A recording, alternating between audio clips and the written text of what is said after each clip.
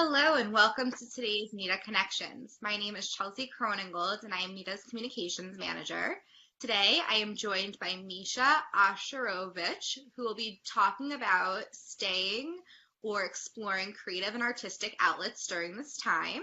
So Misha, pronouns they, them, or he, him, is an actor, filmmaker, and mental health slash LGBTQ plus activist.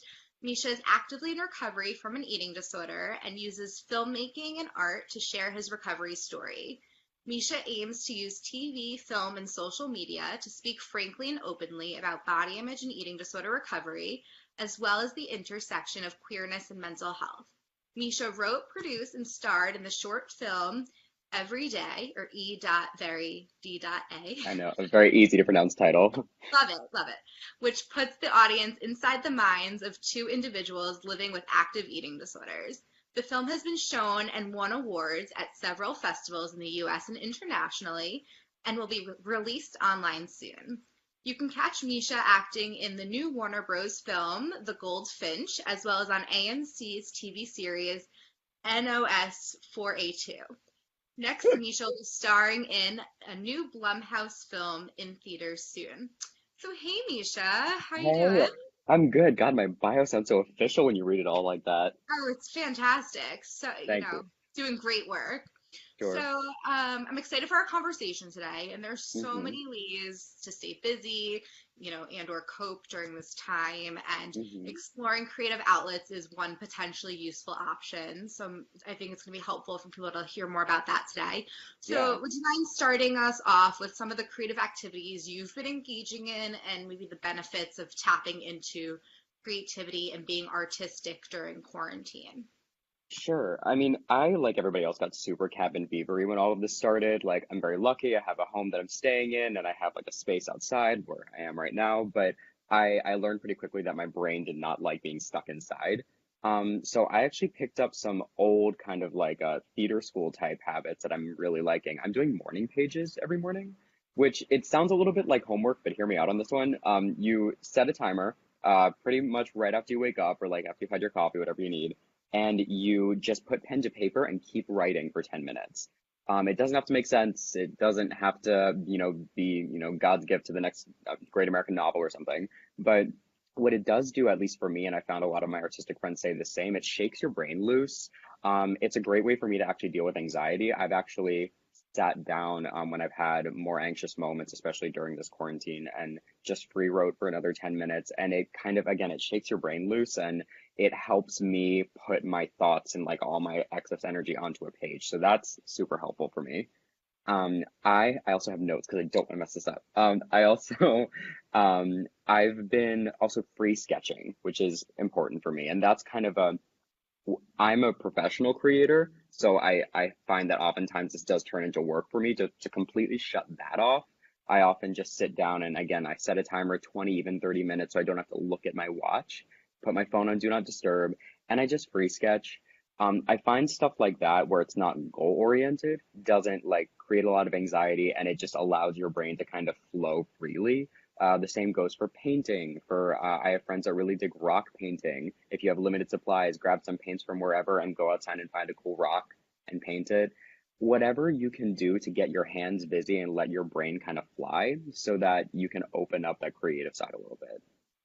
Yeah, those are all Yeah. really fantastic ideas, and they seem to be pretty low maintenance, low materials, and Yeah. that's awesome. And so you shared some of these ideas, and what about the benefits that you've noticed for yourself or others that you've talked to who are really diving into their creativity during this time? I know you mentioned it helped with anxiety. So anything Yeah. else you can add to that with benefits? So I know for me, actually, even before all of this, recovery was, like it is for a lot of people, quite hard to crack, and especially like the routines and the go-tos and the coping skills that keep you on track. For me, creating art and just being creative in general is huge because it takes the focus off of me and it forces me and encourages me to be curious about this ginormous outside world that's not me.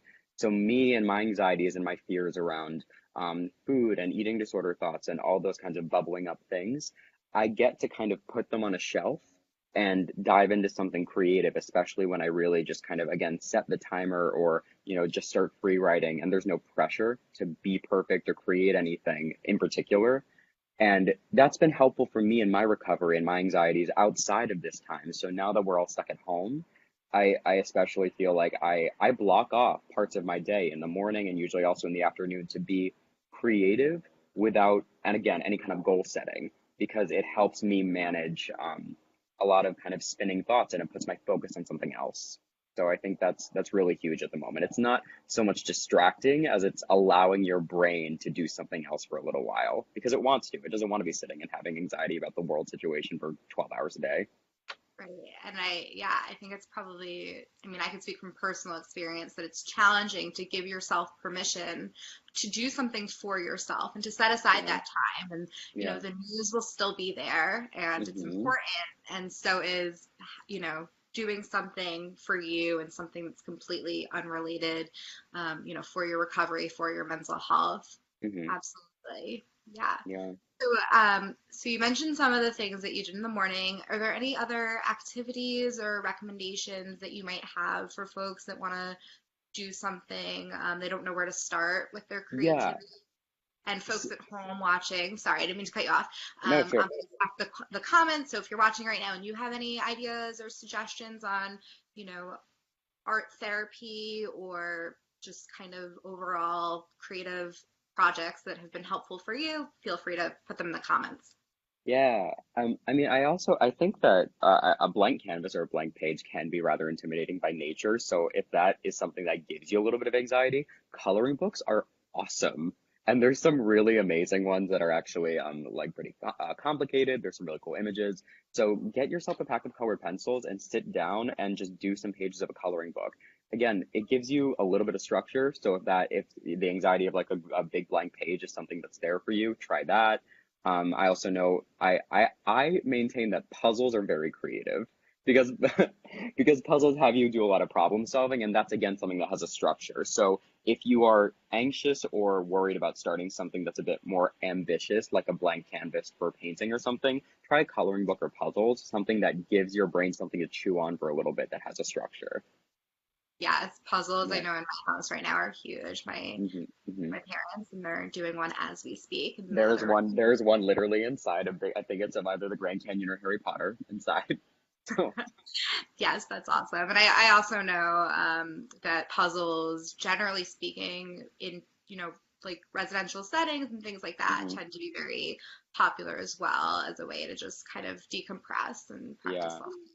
That's actually where a lot of my art therapy sort of like sensibilities came from is my time in residential treatment. And it wasn't just to keep us busy. I actually found that again, that was one of the first times I found that putting focus towards something that wasn't me was so helpful for recovery because it literally starts to have your brain connect these thoughts about, oh, this is a different color, this sun is that color, there's a whole big wide world out there. And all of a sudden you're thinking about the world and thinking about other people and thinking about images that aren't you. And it's such a wonderful breath of perspective that, yes, eating disorder thoughts and struggles are so real for me and you and everybody inside, but there's such an amazing world out there that you can get creative and curious about. And that curiosity, I think, is something huge for me. Right. Developing that curiosity was something big for my recovery.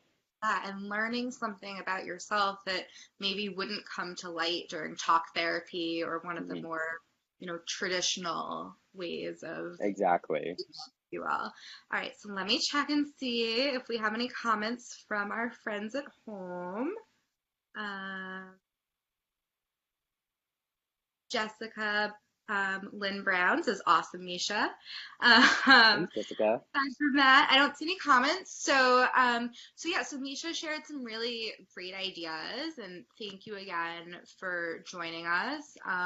And so we want to encourage folks at home, if you do decide to, or maybe you have already began to do some creative projects, whether it's coloring, freehand writing, journaling, etc., painting rocks. I love that idea. That's Yeah, really because there's rocks everywhere. I mean, I hope everywhere, but Yes.